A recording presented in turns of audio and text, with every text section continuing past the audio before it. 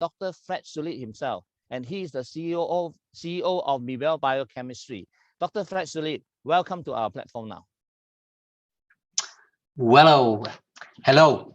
So I'm really pleased to reconnect with phytoscience. As Juan Sriel already mentioned, we can look back to 10 years collaboration, which was really very successful. So a very warm welcome from Switzerland to the whole phytoscience family. I hope you can hear me and see me, and that this will be a nice reconnection. And I want to congratulate first Phytoscience for this opening of the Bangkok business. And of course, I want also to thank Puan Sri Ella for inviting me to this event. And it's going to be my great pleasure to introduce to you a little bit information about our stem cells. And based on this research, we did or investigated the research of plant stem cells. And it was in the year 2008 when Mibel Biochemistry launched the first plant stem cell products for the cosmetic industry. And this was the apple stem cell. So we have a selected material. We grow this material on an agar plate where we have this so-called callus tissue. And out of that, we can isolate the stem cells which deliver the beneficial effects to our body. Now, the first stem cell we did was coming from an apple. So an apple that sounds very basic, but actually our apple was very special because it was a very, very old breed, which had a name Utwiler Spätlauber. So this is an apple breed from Switzerland coming from the 18th century. And this apple has some very special properties. It has a very good storability. This means this apple does age much longer and does age much slower than other apples. So this apple delays aging. And we thought, okay, if we take this apple and we isolate the stem cells from this apple, we can also delay aging in human bodies. This was our concept and it worked.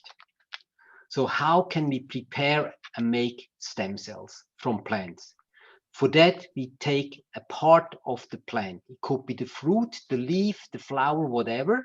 We make it sterile and we wound it and then we incubate the material. So here we have taken the fruit on special agar plates, and the plant then, as it is wounded, will develop a wound healing tissue, which is called the callus tissue. And out of that callus tissue, we can then isolate the plant stem cells. And these plant stem cells can then be grown and multiplied to make a biomaterial, which then can be isolated and prepared to make it usable in cosmetics or in food supplements. These stem cells are then cultivated in sterile bags, as you see here, and we can multiply big volumes of these stem cells. Now, how does it work? How can plant stem cell have an activity on human stem cells? I have here the example of a skin stem cell. In the epidermal part, that's the top part of the skin, we have some skin stem cells. These skin stem cells then divide into the so-called transient amplifying cells and then into the keratinocytes, which make up the skin. So all the green cells up here actually have derived from one single stem cell from the mother cell. And of course, we understand that this mother cell is the most important cell of the skin in our body. And we could show then that apple stem cells can rejuvenate these mother cells, these skin stem cells, and therefore rejuvenate the whole skin to have an anti-aging effect. And this story got extremely famous. So once we published this data, we had very much publicity, and we were presented in the Vogue magazine in the United States. Michelle Obama was claiming that she's using apple stem cell creams, and this made the whole thing very famous.